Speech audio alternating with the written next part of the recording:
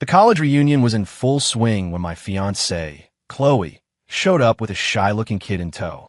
She announced him loudly as her new boyfriend. Before I could even process what was happening, her best friend, Olivia, shot up from her seat.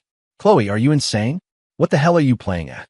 Chloe just shrugged, a dismissive little smirk on her face. "Ethan and I have been together forever. We're practically an old married couple already. I just wanted to see what else was out there before the wedding." Hearing that, I reflexively scraped the bottom of my shoe against the floor. Felt like I'd just stepped in a pile of dog crap. It was our senior year, and with graduation just around the corner, this get-together with old friends was supposed to be a celebration. Everyone kept asking me if Chloe and I were finally tying the knot. I'd been smiling, telling them, "The wedding's set for October. Hope you can all make it." Speaking of, where is Chloe? Why didn't she come with you? Olivia had asked just minutes before. She said she had something to take care of, told me to come on ahead. I'd said, pulling out my phone, "Let me text her, see where she is."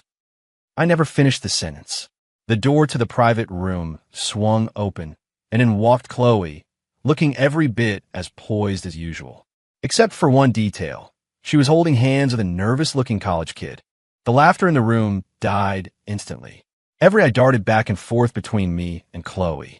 I froze. My gaze flickered from their interlocked hands to her face. She held her chin high, her eyes fixed on mine with a defiant, almost stubborn glint. "Chloe!" Olivia stood up, trying to break this suffocating silence. "Who's this?" "Your cousin." As if to answer, Chloe lifted their joined hands higher. "This," she said, her voice clear and steady, "is my boyfriend." The room erupted in a wave of shocked murmurs. Chris, Olivia's boyfriend, was sitting next to me. He made a move to stand up, but I shot my hand out and clamped it down on his arm. "I've got this," I muttered. I tapped my fingers on the table, my eyes locked on hers. "Chloe, do you have any idea what you're saying right now?" "Of course I do." She leaned against the kid, holding his hand even tighter. "Ethan, we've been together for so long. I could see our whole future mapped out, clear as day." "So?" She paused, a playful, cruel look in her eyes. "I wanted to see what else was out there before the wedding." Then, she added quickly, "Don't worry. It won't get in the way of us getting married." "Get married?" "Marry my ass." It's funny, but when you're utterly speechless, sometimes all you can do is laugh. The rage that had flashed through me a second ago just evaporated. I mentally slapped myself a few times. Hard. I didn't do it for real because, well, that would hurt. I told myself this is what I get for spending my childhood glued to a computer screen instead of learning about the real world. Must have wrecked my eyesight because I'd somehow fallen in love with a complete sociopath.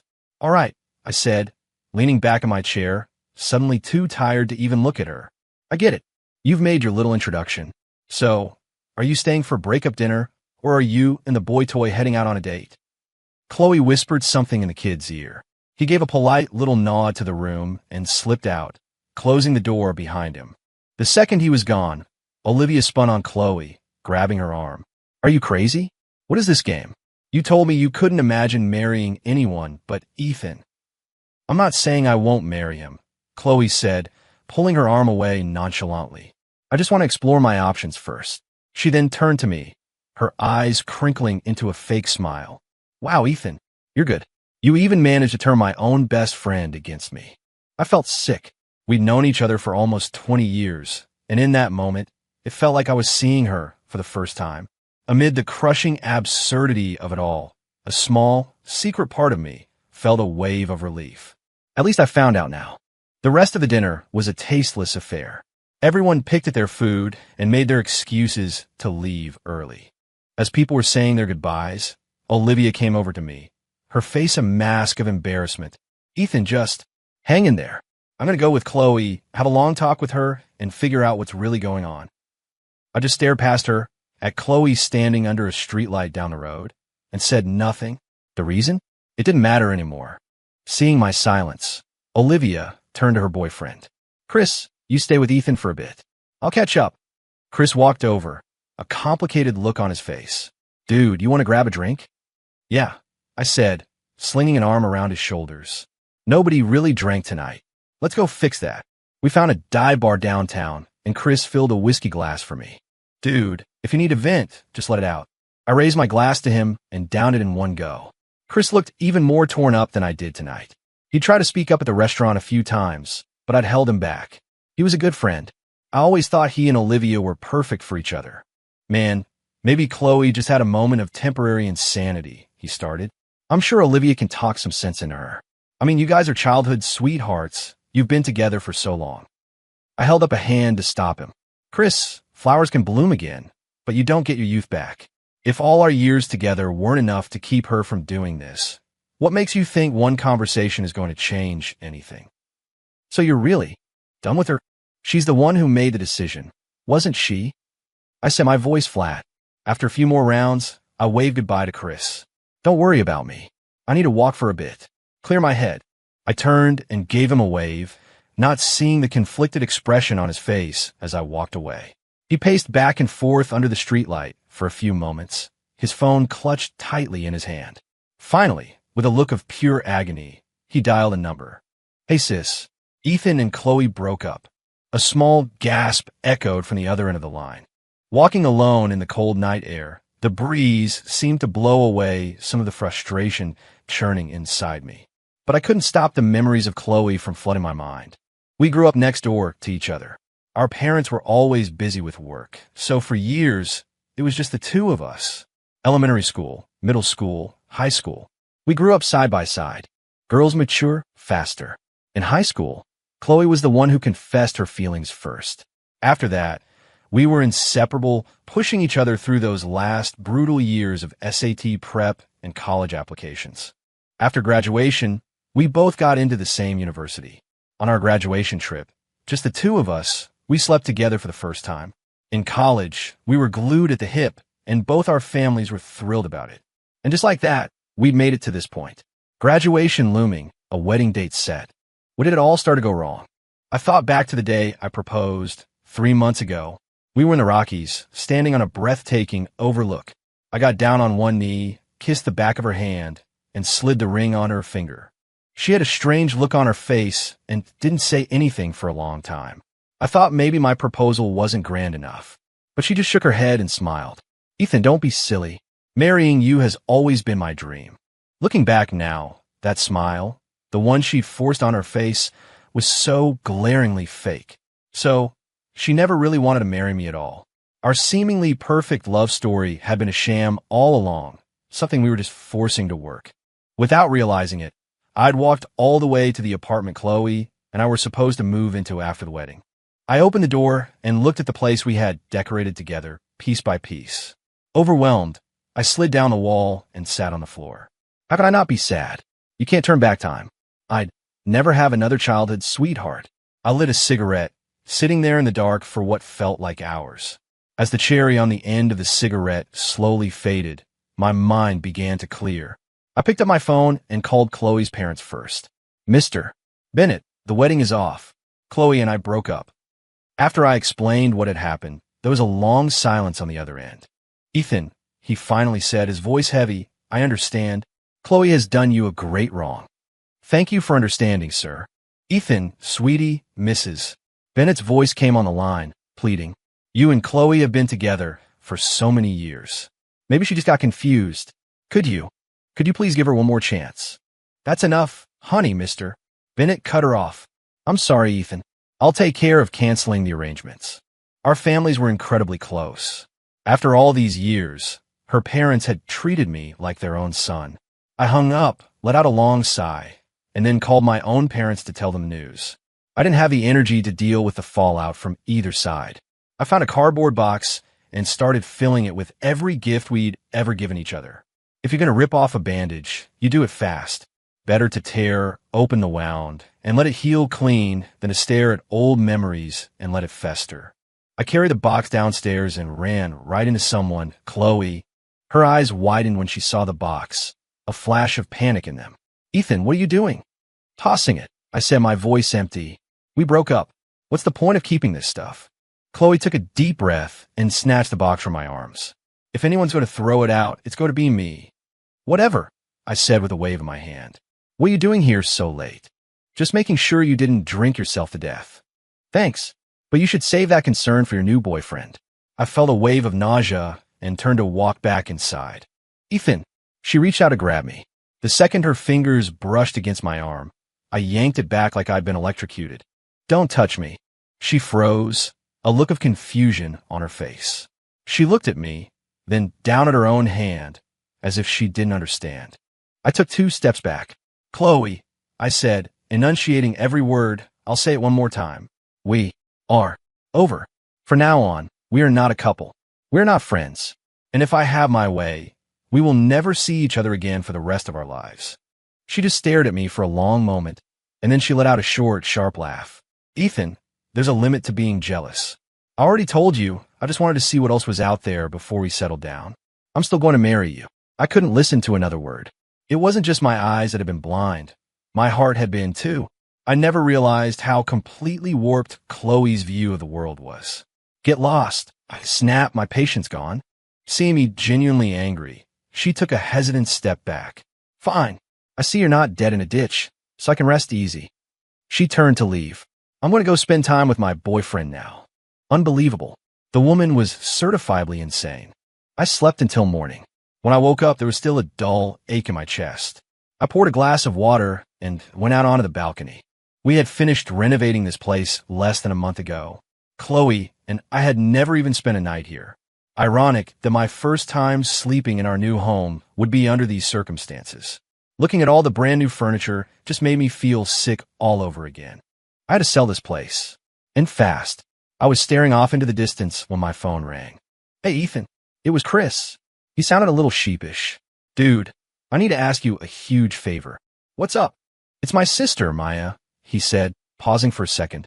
She flew in last night without telling anyone. Said she wanted to surprise me for graduation. But something just came up with my senior thesis, and I have to go meet my advisor right now. Ethan, his voice was laced with caution. She's at the airport. Is there any way you could go pick her up for me? Maya. I remembered her. A bright, energetic girl with eyes that reminded me of a deer. She'd visited her brother a few times over the last couple of years, so we knew each other. No problem, man. Maya's like a little sister to me. Don't worry, I'll get her home safe. I hung up, got dressed, and called an Uber to the airport. I was standing in the arrivals hall, calling Maya's phone over and over, but it just went to voicemail. I was starting to worry when suddenly I felt a tap on my shoulder. Ethan. I spun around to see a girl with long, chestnut hair and big, clear eyes standing right behind me, a playful grin on her face. Whoa! I turned too fast, and she was standing too close. My momentum knocked her off balance. I quickly shot out my hands to catch her. The girl, looking startled, wrapped her arms tightly around my waist and held on. Maya? You okay? Ethan, you scared me. Maya squeezed her little fists and gave my chest a soft, playful punch. I was trying to surprise you. I hadn't seen her in over 6 months, and she'd changed a lot. Noticing my gaze, she spun around in a little circle. Well, what do you think, Ethan? Do I look okay? I gave her a thumbs up. You've grown up. You look great. Come on, I said, taking her suitcase. Let's go find your brother. Maya hooked her arm through mine, pouting. Ethan, I waited for you for ages. My legs are totally asleep. You have to let me lean on you. All right, Fina. I sighed. Chris was so ridiculously protective of this sister of his. As we walked out of the terminal, a figure stepped out from behind a pillar. It was Chris. He watched us leave, scratched his head with a pained expression, and then made a phone call. Olivia, and I'm just saying if, I did something to betray your trust, then you'd be a dead man. It was clear Olivia was not in a good mood. Right, just kidding. Chris hung up the phone, looking utterly defeated. Little sis, he muttered to himself, your big brother is literally risking his entire future happiness for you. Maya was a ball of energy, chattering away the whole ride. She told me about funny things that happened in her classes, the new books she was reading, the new boba tea flavor she tried. She told me jokes she'd seen online. She didn't stop for a breath. I silently handed her a bottle of water. Ethan, am I talking too much? She asked, looking at me with wide, puppy dog eyes. No, not at all. It's interesting hearing about all this stuff. My mind drifted back to Chloe. How long had it been since she'd shared little things like that with me? The cracks had been there for a long time. I just hadn't seen them. Ethan? Maya was waving her small hand in front of my face. Hello. There's a beautiful woman sitting right in front of you, and you're zoning out? She puffed up her cheeks like a little chipmunk and glared at me. Oh, sorry, no, I said quickly, changing the subject. So, how come you haven't visited in so long? Well, you and Chloe were so busy with wedding plans, I didn't want to get in the way. Seeing my expression change, Maya quickly corrected herself. I mean, I was afraid if I came, I'd just be a distraction for you guys. So you were excited for me to come, right? She asked, linking her arm back through mine, tilting her head with a mischievous smile. Yes, yes, of course, I said, gently tapping her on the forehead. Maya's eyes curved into little crescents as she laughed. She leaned her head against my shoulder. Ethan, I didn't sleep at all last night. Can I just borrow your shoulder for a bit? She carefully rested her head, her arms still wrapped tightly around mine. Thinking about her long flight, I shifted slightly, giving her a more comfortable spot to rest. When we got to the university, I helped her with her suitcase. Want to find your brother first? Nah, no ruse. Who knows how late he'll be stuck with that thesis thing, she said, pressing her palms together in a pleading gesture. Ethan, can you show me around campus? You've been here a dozen times. I'm not sure what else there is to see, but okay, let's go. I turned and started walking. She giggled, skipping to catch up and grabbing onto the hem of my shirt. Hey, isn't that Chloe? There was a safe sex awareness event happening in the main quad. Next to a large display board was a box full of free condoms. Most of the girls walking by would blush and hurry past, while a lot of the guys were stopping to grab a handful. And right there, walking by the booth, were Chloe and her new boy toy. Chloe. I tried to stop Maya, but it was too late. Chloe turned her head and saw us. At that exact moment, Maya tightened her grip on my arm and gave Chloe a cheerful wave. Chloe stared at us for a long, hard second, then turned and said something to the kid. And then she took his hand and led him right into the line to get the free condoms. Unbelievable. Chloe, did you have to put every single one of your flaws on public display? The nausea was back, stronger this time. I took Maya's hand and walked straight across the quad without a backward glance. Ethan, you and Chloe. We broke up, I said, looking at Maya, my voice calm and even. Oh, I'm so sorry, Ethan. She looked into my eyes and stopped herself. She just gave my arm a gentle squeeze. You must be really sad, huh? It's okay. You don't have to feel bad. Okay, let me call my brother. Maya's face suddenly paled a little. She mumbled an okay and walked a few feet away with her phone. Ethan. A minute later, she came back, holding out her phone. My brother says he's still swamped and can't get away. She looked down, unable to meet my eyes. I took the phone. On the other end, Chris was profusely apologetic, swearing he was really stuck and asking me to please take care of Maya for him. I hung up and sighed. Maya, it's almost lunchtime. What do you want to eat? Ethan, I've visited so many times, but I've never eaten in your dining hall. Can we try it? Sure. College dining halls are all pretty much the same. I found a table for Maya, and just as I got in line at one of the food stations, I saw Chloe and her boyfriend walk in. Can't seem to get away from her. I turned my head and pretended I didn't see them. But after I got our food and sat down with Maya, Chloe plopped herself down in the chair right across from us. Maya, what are you doing here? Chloe's voice was dripping with a kind of haughty condescension. I came to see my brother. Maya started timidly, but her voice grew louder and more confident with each word. Chloe gave her a long look, then turned her gaze on me. Ethan, don't you have anything to say to me? Say to you? What? You want me to praise your commitment to safe sex? Congratulate you on doing your part to stop the spread of HIV. Why do you have to be so nasty? Nasty? I thought I was complimenting you. Can you just stop being so sarcastic? If you don't like my sarcasm, then why the hell did you sit here? Ethan, Chloe shot to her feet. I'm still your fiancé. I actually laughed out loud. Chloe, I said, tapping my head. If you got a screw loose, go get it fixed. Then I pointed to the kid standing awkwardly beside her. And sorry, but threesomes aren't my thing. The color drained from Chloe's face. Let's go, I said, pulling Maya, who had been trying to shrink in her seat, up with me. We turned and walked out. Just as we reached the door, Ethan, in my peripheral vision, I saw Chloe start to chase after us, but the kid held her back. Come on, I said, taking Maya's hand. I'll cook for you for lunch. We hadn't even broken in the kitchen at the new apartment yet. Maya and I went to the nearby supermarket to stock up. Away from Chloe, Maya's cheerful personality returned. She grabbed a cart and followed me around, telling me what dishes she wanted to request. Her laughter echoed through the aisles, and slowly, the knot of tension in my chest began to loosen. We picked out the ingredients for a few of my specialty dishes and headed home, satisfied. Ethan, this is so delicious. Maya's cheeks were puffed out with food, making her look like a little hamster storing nuts for the winter. I wish I could eat your cooking all the time. Seeing that I wasn't responding, her voice trailed off. Maya, looking at this girl, 2 years my junior, I knew I had to be upfront with her. It wasn't hard to notice. The way she was acting toward me on this trip was completely different from before. I wasn't an idiot. I could see how she felt. I pointed to my chest. Chloe and I just broke up. This space, it hasn't been cleaned out yet. I know how you feel, but I couldn't finish because big, fat tears had started to roll down Maya's cheeks. Ethan, I'm sorry. Please don't hate me. I know you noticed. This morning, on campus, I did that on purpose in front of Chloe. You're such a good person, Ethan. Why can't she see that and appreciate you? My brother told me what happened last night, and I got on the first flight I could find. I just kept thinking about how good you were to her, and how heartbroken you must be. And with that, Maya started to sob. Now, it was my turn to be at a loss. She threw herself into my arms, hugging my waist tightly. Ethan, please don't hate me. Because her voice was barely a whisper. I've been in love with you for 3 years.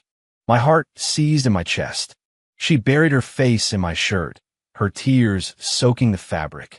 I fell in love with you the first time I ever met you. But you and Chloe were so happy, and Olivia is my brother's girlfriend. I had to bury my feelings deep inside. I could only love you secretly, quietly. I'm not a good person. I kept hoping, praying, that you and Chloe would break up. When I found out you were getting married, I was devastated. That's why I didn't visit for so long. I couldn't bear to watch you marry someone else. When I heard you broke up, I bought the first ticket here. I just wanted to see you, to be by your side. My nose started to sting. I felt a strange, unexpected wave of emotion. I'd forgotten a small detail. The earliest flight from her city to ours doesn't land until after 9 a.m., but I had got to pick her up around 8:00. This silly girl had taken a red-eye flight, then waited at the airport all night just to create the illusion that she had just arrived. Ethan, please just wait for me, okay? I'll be old enough to get married next year. Maya's voice was muffled as she pressed her face against my chest. After a bit of gentle comforting, Maya finally fell asleep. The poor girl had been up all night at the airport and then spent the morning walking all over campus with me. She was exhausted. I quietly closed the bedroom door, let out a sigh, and sat down in the living room. All this time, in a place I never knew, someone had been waiting for me, hoping for me, ready to lift my heart out of the mud, wash it clean, and hold it safe. Men do cry. They just need the right reason. I rubbed my eyes and leaned back on the sofa, closing them. A knock on the door jolted me. I opened it to find Chris scratching his head and smiling sheepishly. Olivia was next to him, glaring daggers at him before pulling him inside. Ethan, man, I'm so sorry. She's my only sister. Chris perched on the edge of the sofa cushion, looking terrified. Olivia smacked him on the back. Have a seat, I said, pouring them both some tea. Chris, thank you for trusting me. Ethan, you and my sister. I picked up an envelope from the coffee table and handed it to them. They both looked at me, confused, as Chris opened it. It was a job offer from a well-known company in New York. Dude, Chris jumped up. You have to take this. Ethan, Olivia started, then trailed off. I got this 10 days ago, I said. I was planning on turning it down. I didn't have to finish. They both understood. Olivia fiddled with the letter, her hand clenching and unclenching. Ethan, is there really no chance for you and Chloe? You want to talk to her last night. Did it help? Olivia's expression darkened. She suddenly stood up. I need to go downstairs for a minute. She rushed out so quickly she didn't even put her shoes on right. Half an hour later, she came back, her eyes red and puffy. The moment she was inside, she collapsed into Chris's arms, sobbing. Chloe and I, we're done. She ended our friendship. The bedroom door creaked open. The noise in the living room had woken Maya. Seeing us all looking at her, she walked out, looking a little embarrassed. Olivia, oh, you sweet, silly girl, Olivia said, wiping her tears. She went over and hugged Maya. Ethan, you have to treat her right, Olivia said, her eyes still red as she looked at me. Olivia? Maya looked like she was still half asleep. You silly girl, Olivia said again, ruffling Maya's hair. She took the job offer and handed it to her. Ethan is moving to New York for work. What? Maya gasped, covering her mouth with her hands. She looked at me for confirmation. I gave a small nod. Maya's eyes instantly filled with tears.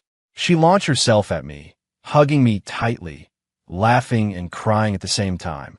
Chris glanced nervously at Olivia, then at his sister, and let out a long, slow breath of relief.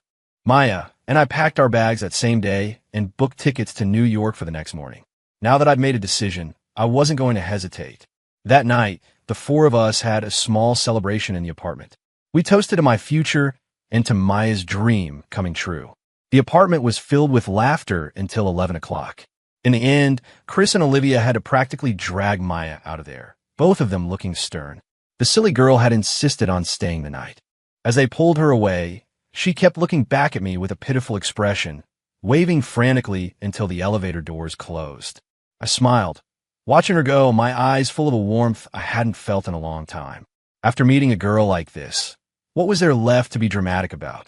I closed the door, took out my phone, and blocked Chloe on every platform. Lying in bed, I felt a sense of peace I hadn't known was possible. Tomorrow was a new beginning. Months flew by, and soon it was late fall. I was just walking up to my office building one morning when a pair of hands covered my eyes. Guess who? I gently took hold of the hands, turned, and pulled her into my arms. It's my Maya. You're so smart. You got it on the first try. Your prize is a kiss from me.